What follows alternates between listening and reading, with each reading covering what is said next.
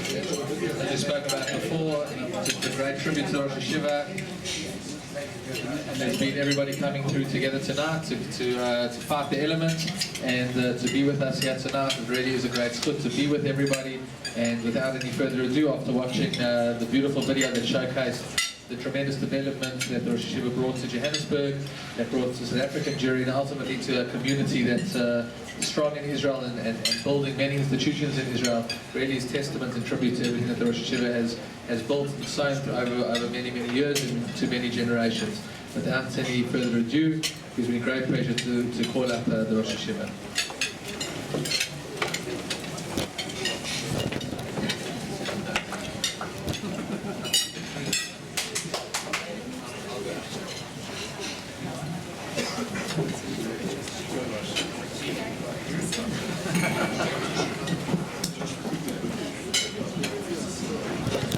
Good evening.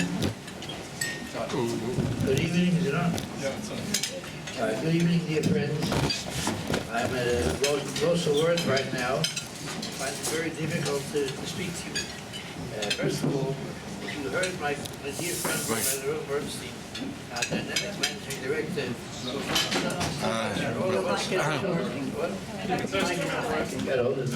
All right, got a hold of next to your mouth. All right. I say, if you heard the words of Rabbi Bernstein, our Dynamic Managing Director, who does so much for all of us, for me personally, and for all the children at Yeshiva, you would have had the wrong impression, because he wasn't talking about me really at all. As a matter of fact, that video has a problem.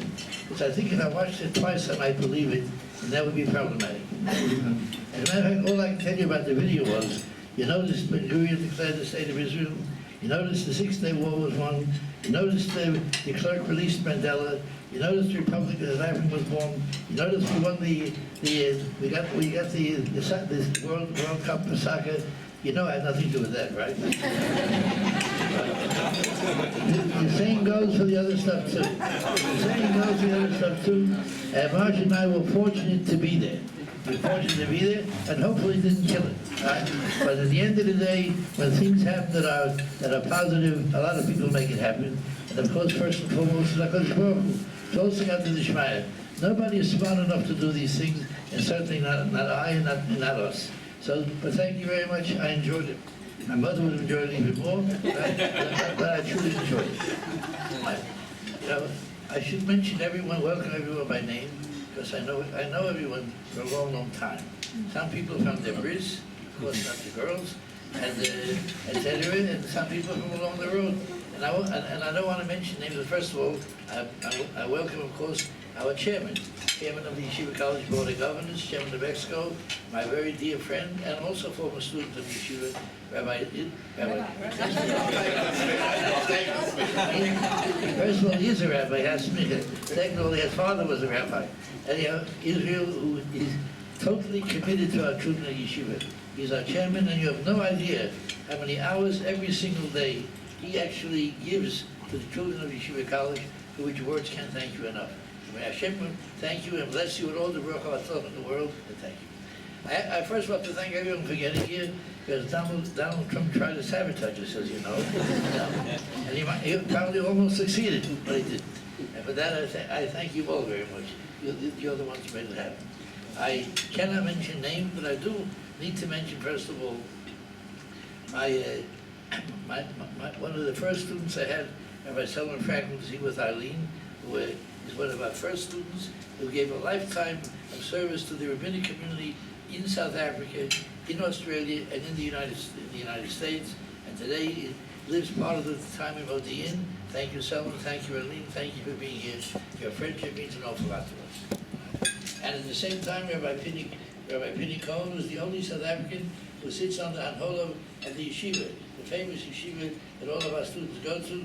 Welcome, Penny, and thank you so much for your great friendship, and to their own partnership, who represents us so well in everything that he does, because the heart and the decency and the humanity and the brilliance means so much to us. And thank you, Dr. Ron, and thank you all for coming here tonight and spending time with us. I know you would be busy learning, and I thank you very much for that. And then I have to mention one person And my good friend Phyllis sitting right over here next to me here. Not only because I know Phyllis, since she moved to Glen Hazel, it was Felix Road, I think, the first house you had in Glen Hazel, but because of the commitment she and the late Joe gave to Yeshiva for a lifetime. To Yeshiva, to Mizrahi, to all the causes that are near to dear in us, Joe and Phyllis were involved very shivaruba, totally, over their heads. They gave it all, and thank you very much for Phyllis for being here.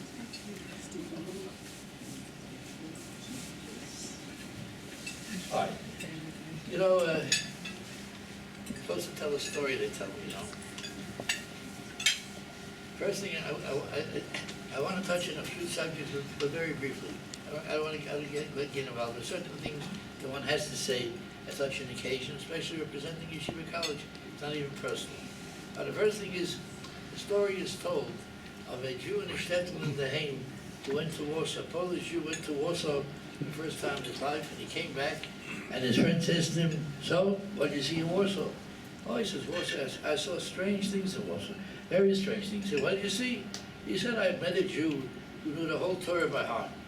I met a Jew who was an atheist. I met a Jew who was a capitalist.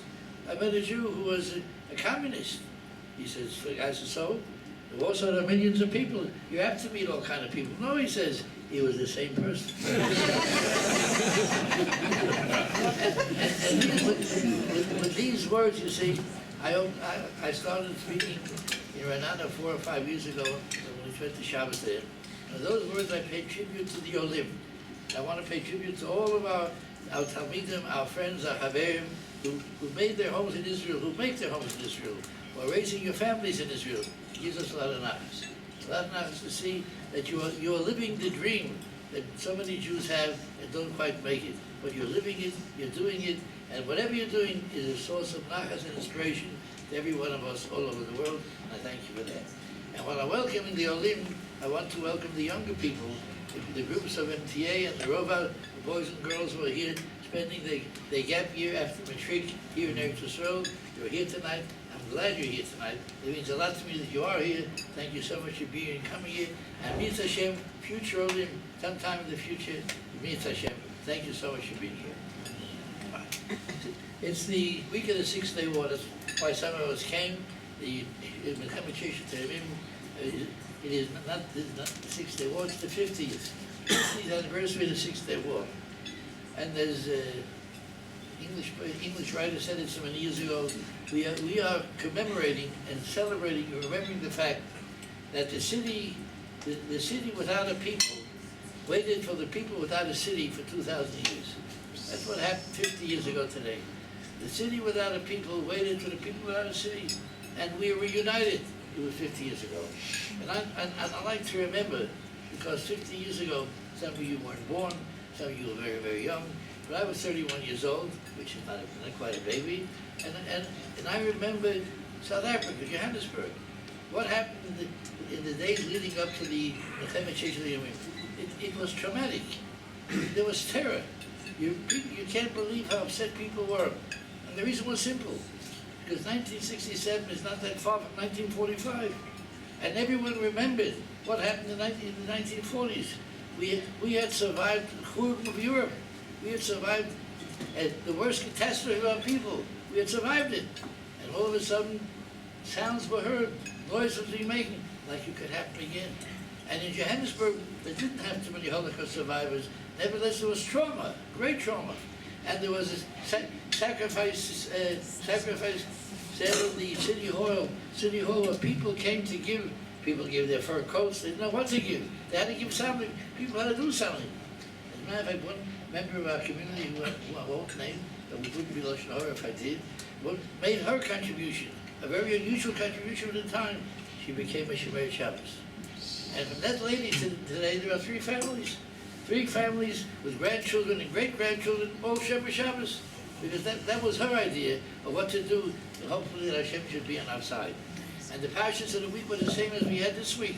In other words, when the Torah says, you may chase 1,000 or 1,000, or nobody may chase you and you might run. And we didn't know what's going to happen. And we didn't know what we're privileged to be. And I, this 31-year-old kid from New York, from Cleveland, from Tells, didn't know what to do either. And somehow I thought of something which made an impression on all the students of the yeshiva at that time, of which there might have been 60 boys. It was a high school of 60 boys possibly, and 67. And we did something unusual. We didn't study secular studies for 4 days. For 4 days, the yeshiva went on a 24-hour day cycle of learning Torah and saying Tehillim. 24 hours, 24 hours for 3 or 4 days. The boys in the hostel took the evenings, that was easy. The younger kids took the morning, and the day was divided. And you know what? Every one of those people, if you remember it now, they remember it. I remember it as clear as day. It made an impression. Why I thought of it, I don't know. But I thought of it, and it makes an impression on me to think that we did what we could do. You know, we weren't soldiers. We weren't in a position to give millions. We did what we could do, which is the most anyone could do under all circumstances. And so, it's a memory. 50 years since we had the reunification of Yerushalayim, the great event. You know, I want to say a few words about the history of Yeshiva College, because everyone here has a connection somehow. What was South Africa like? What was Johannesburg like in those days? I have to tell you that the truth of the matter is there was no natural constituency, which is another nice way of saying nobody needed it. Nobody needed it, and very few people wanted it. I remember Rabbi Tanzer and I walking into a shop on Jeffrey Street. In those days, we didn't make appointments, you know, different world. We walked into a shop, and we said, we're collecting for the yeshiva. The guy said, great, come on in. I'm happy to help. We came all excited. He says, Jerusalem, eh? We said, no, Johannesburg. Johannesburg, he said, get out of here. They're not interested in that. We don't need that here. We're running away from that. That's not what it had no natural constituency. But it had a dreamer. The late Rabbi Kasovsky had a cholam. He had a dream. And he had, as the video showed you, a partner, Rabbi Brunner, who was a driver, and many others, Lou Franklin, father of Selwyn, and other people who were totally committed to the idea. They were individuals. And nevertheless, they started the Yeshiva College, which was only a boys' high school. Now you imagine a boys' high school with no nursery school and no primary school. So where did the kids come from? Some came from the country. Their fathers were reverends who wanted to save their children, and they did. Some of the big time in home today, the Kramer brothers, the Barron brothers, etc., and others. And then you had a few members of an Akiva who managed to convince their parents to let him go, that they were King David already. And after that, anybody was welcome. You couldn't afford to turn anyone away. So imagine what I found in 1963. My Rosh Yeshiva were bottle cats. I came from Brooklyn, Williamsburg. I studied in Telz for 13 years. The boys from Telz and from Brooklyn don't do Africa. They don't go Africa. The only reason I did Africa was I married a girl who didn't come from New York. Right? And my wife happened to be blessed with a sense of adventure. She was sorry it wasn't Hong Kong or maybe even Mars, but she settled for Johannesburg. So we came here, and what I found was, we shouldn't say this too loud, but when we looked around, we found out that we were the first Sherma Shabbos people in Glen Hazel. Can you imagine this? The first. I said, how could your muscle do this to me? How could my receiver send me here? That's what he did. I said, look, I'll tell my wife I made a mistake. She says, let's go home. But I have no job and I have 3 children. All right, we came for 2 years. We came for 2 years, we'll stick it out. Stick out the 2 years. Okay, we lost the calendar, we lost the watch, and we stayed a little longer. And Baruch Hashem for that. I'm grateful for the fact that we stayed. And today, of course, as you know, Baruch Hashem, we have 1,000 children. We have a shul that has 7 million on Shabbos. We have a kollel, we have a midrashah, we have a mesifta. We have all these things that learning Torah on a level unimagined of Johannesburg in those days, but it's not the same Johannesburg. It is a different Johannesburg, and whoever played a role in that, on all fronts, every Ashkofa made a contribution, made all this happen all together. And so that's our story. I already told you my story. We came from New York, etc., etc. How was I welcomed in South Africa as this boy who came from Telz? Don't forget, I was a high school graduate. That's it. A high school graduate, and as a matter of fact, Telz was in Cleveland, didn't have regents or matrics. You know, it was all in-house examinations. There was no big deal to graduate high school. Anyhow, how was I accepted? I graduated. The legendary leader of the Board of Deputies at that time was a man called Gus Sarin, special man. If you knew him, he was a true leader. And Gus Sarin said to me, When he met me, he says, Rabbi Tanzer, he says, you're at the wrong place, you're the wrong person, the wrong place at the wrong time. He says, a boy from Telz is not to do anything in South Africa. You have no room here. But he says, I think that your school is going to provide us with rabbis, so I'm going to have to talk to you anyhow. As it turned out, as a matter of fact, as you saw in the video, in the generation before Rabbi Goldfein's Yeshiva Gdola produced graduates, we produced most of the rabbis in this country, though they got their higher education overseas, in Israel, in America, wherever they went.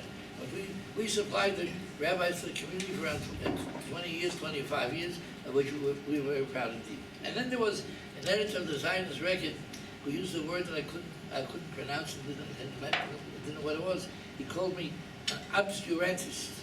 An obscurantist? What's an obscurantist? I still don't know today what obscurantist. I probably was one. Whatever it was, we had a great time. We had a great time. And we had friends. And the late Louis Rabinowitz, who at first was not necessarily a friend of Yeshiva, but I met him in Yerushalayim on Rehov Yaffa in the 60s. He said to me, Tanzer, he said to me, you're a guy who's enjoying this world and the next world right now. I'm jealous. I never forgot that. You see a compliment, you don't forget. And so everybody said, let me conclude. I want to thank you all again for coming. Very, it means a lot to us. It really helps us relate to the last 50 years, and to you and to your families, and all that you represent. I'm going to conclude with a word that I saw from Rav Kook. Rav Kook, as you know, was the great Ohev Yisrael, and the great lover of Yerushalayim, of Zion. The Rebbe B'Tuv Yerushalayim, to him it was all about B'Tuv. And when someone came to Rav Kook and they used to run down the issue, those days there was a issue, there was no state yet. They told him about the Chilul Shabbos, the Tarfus, this and that. He turned away. He would listen to him. He turned away. And then the guy would say to him, but Rebbe, it's true. You know it's true. So why are you turning away from me? He says, I'm turning away anyhow. He says, because that's not what I want to hear. That's not what you're supposed to say. And then Rav Kook said the following. He said, he says, an unexpected source, with which I conclude now. Said Rav Kook, he says, you're not supposed to be like the people of the Mon. Don't be like the Oichle Amon. Like the Oichle Amon, what was wrong with the Oichle Amon? He says, but 40 years, manna came down from heaven. It was called Lechem Elokim, God's bread, bread of the angels. It had this special gift about it. Whatever food you liked, it tasted like. You could taste whatever you wanted. It was special. And most people loved it, but some people hated it. Some people hated it. And you know why? Said Rav Kook, you know why it's a Gemara in Yuma. You know why they hated it? Because it said Tzadikim woke up in the morning and the manna was in the house. Beinim, those who were not quite Tzadikim, had to walk outside the house for a few meters down, etc. down, and then they found it. But Rishoyim, those who were wicked, the negative people, the nasty people, they had to walk to the other end of the town to get it. Right? So in other words, by how far you had to walk for your mom, everyone knew who you were. The community could judge you. You know, you found the money in your house, they knew you were a tzaddik. You found it outside your house, you're okay too. You had to walk across town. You were advertising on one of those, and that naturally would be upsetting to anybody. Right? But he says, don't be from the Oichle one. Be from those who see the positive. Be from those who do the decent. And on my side, all of you who live in Eretz Yisrael, and all of us who come to enjoy being with you in Eretz Yisrael, we are enjoying the simcha and the nachas of the Yeshiva of Eretz Yisrael, of Yom Yerushalayim 50th anniversary, and Mitzvah Hashem, may Mashiach come be as God Tzedek, Amen, Amen. Thank you very much.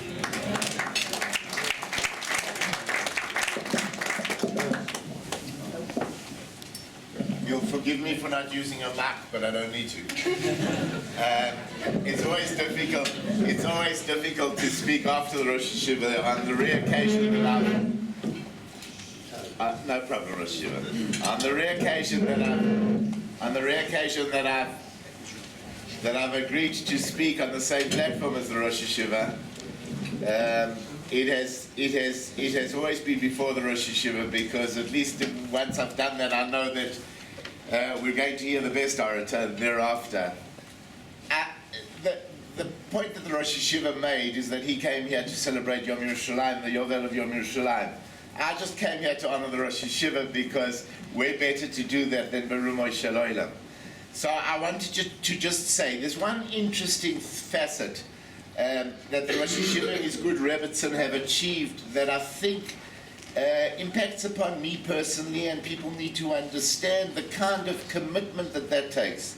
The Rosh Yeshiva glibly said that when he arrived here, he was the first and only Shomer Shabbos in the Glen Hazel area. Imagine today the effect that has had not only on the people who he directly influenced and who his good Rebbetzin directly influenced, but on Dor Dorot, on the generations that came after that, on all those people who themselves were mashpia other people, who themselves influenced other people.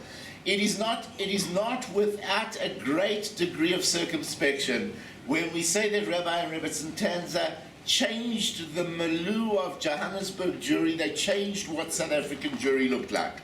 That in itself is an incredible achievement. But it's all the more so when I look personally at what I do.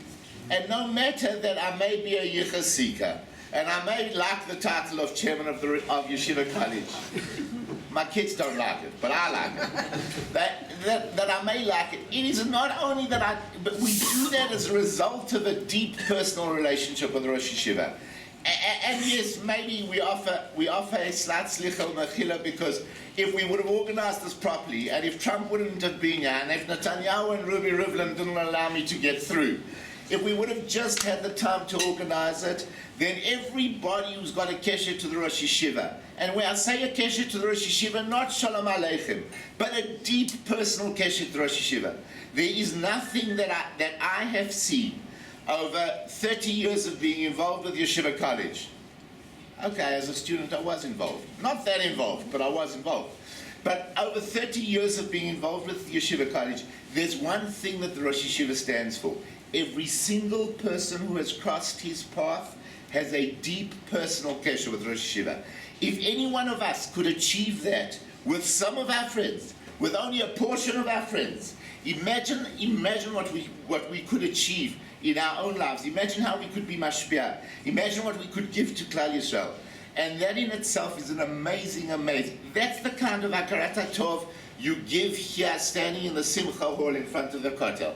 Why do you give that hakarat tov here? Because you see, Baruch Hashem, that Yeshiva College produces 30 or 40 Talmidim every single year who come out to Eretz Yisrael to learn. You see the Talmidim of Yeshiva College who are teaching them today. You see Roshei Kollel who are themselves mashpia hundreds and hundreds and hundreds of Talmidim. That is the effect of one person, one couple on a world. It's not the effect of one couple on Israel Bender and on our own channel. It's the effect. I was just checking you were listening. It is the effect of a couple who dramatically changed the geography, changed the history of Klal Yisrael. When we say that the streets between Long Avenue and Ridge Road, do you remember those? Sorry, Long Avenue, Ridge Road. Much easier to find that with a car and Waze than we used to find it. That little corner block between Long Avenue and Ridge Road is due to the Rosh Yeshiva, and if people don't understand what it means for 50 years to commit yourself to build an unbelievable institution, and an institution of real B'nai Torah, real people who felt for the Torah, and when they got in there they didn't have the same feelings. If anybody can achieve a fraction of that, then how great would Klal Yisrael be? And it's not only that you stand here, and pay tribute to them for all the Torah that they've taught and for all the commitment that they've made. It's the fact that every single person, me included, who has a relationship today with Yeshiva College, has that relationship because the Rosh Yeshiva built it. He built it with the Mendel Kaplans of the world, he built it with the Gerald Lasners of the world, he built it with great donors that we have, and he built it with great Rabbonim that we produced. That in itself is the ultimate achievement. The Rosh Yeshiva Gesund soll sein, together with your Rebbetzin. And maybe Shana is not enough. Shlita, sheyichyeh leyomim tovim v'arukim. You should live a gesund life, and you should continue to be mashpia Klal Yisrael, because every child that you take into Yeshiva College without a yarmulke, and you put a yarmulke on his head, he ultimately can influence worlds and influence Klal Yisrael only for the good. It is a pleasure to be here with all of our friends from Eretz Yisrael, those who've made their homes here and those who've come to celebrate probably one of Klal Yisrael's greatest. I came here because I figured I'm not going to live till the 100th, and at least I could tell my Einiklach that I was here for the 50th. But Rosh Hashiva, you should continue to be mashpia Klal Yisrael through your individual personal kesher with every single person that you come across. There's nobody who doesn't like the Rosh Hashiva.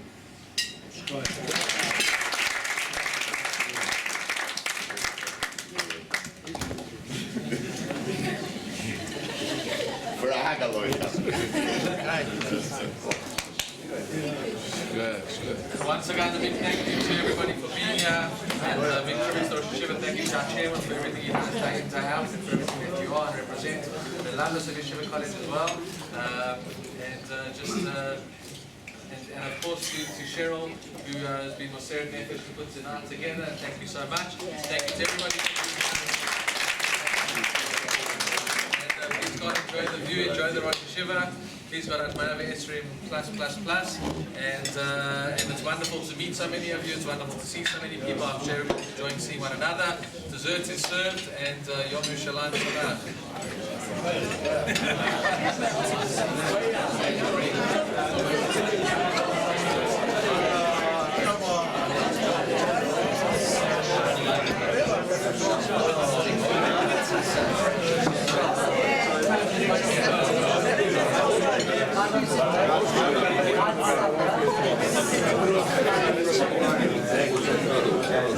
Let's have a